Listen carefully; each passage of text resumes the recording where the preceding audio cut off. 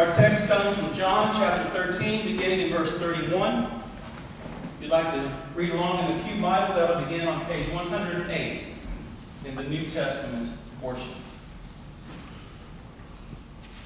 John 13, 31.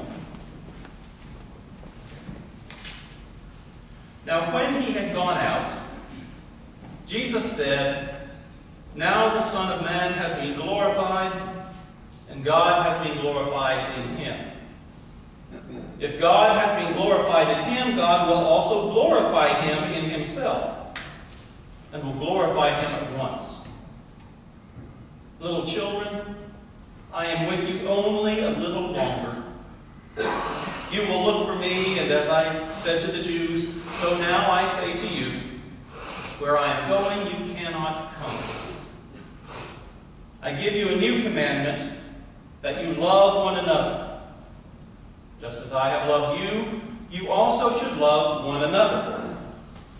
By this, everyone will know that you are my disciples, if you have love for one another." This is the good news of our Lord Jesus. Thanks be to God. Let us pray.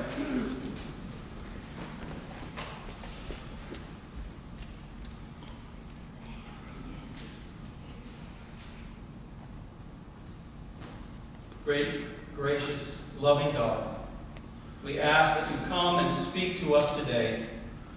Open our hearts and our minds to hear and receive and embody your word in this world. Touch us with your Spirit, we pray.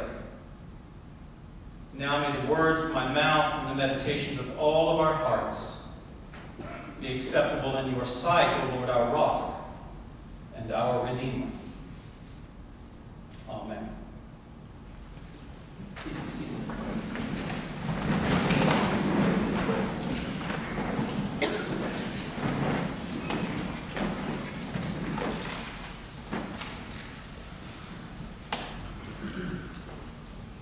Love is a powerful thing.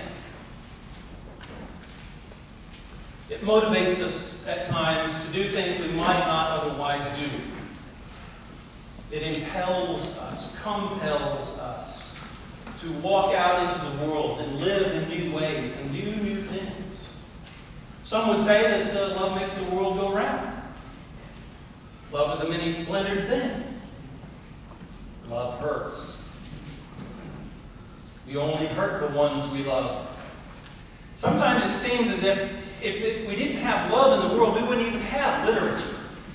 Think of the number of poems, thousands, countless perhaps, poems and songs and stories and novels and movies. Love is at the heart of our human experience. I'm not sure there's a more powerful emotion that we can experience than love.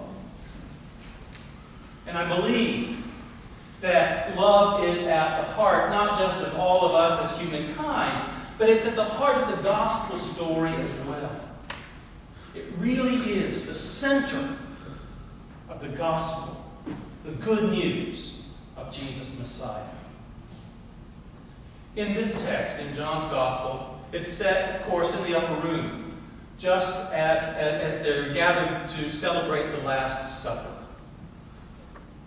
At this point in the story, Jesus has dismissed Judas and said, what you're going to do quickly.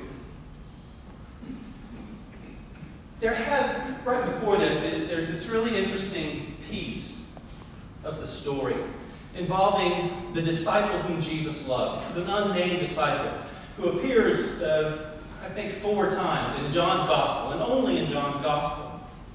And traditionally, interpreters have thought that because, as it says at the very end of John, that this Gospel was based on the written testimony of the beloved disciple, that this beloved disciple is probably John himself.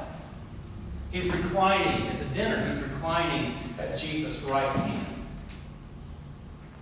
The beloved disciple is present at the crucifixion so that Jesus looks down from the cross and says to his mother, Mary, "Woman, here is your son," referring to the beloved disciple. and says to the beloved disciple, "Here is your mother." And then on Easter Day, Mary discovers the empty tomb. The stone has rolled away. Mary Magdalene discovers the empty tomb, and the stone has rolled away. And Peter and the beloved disciple run to the tomb.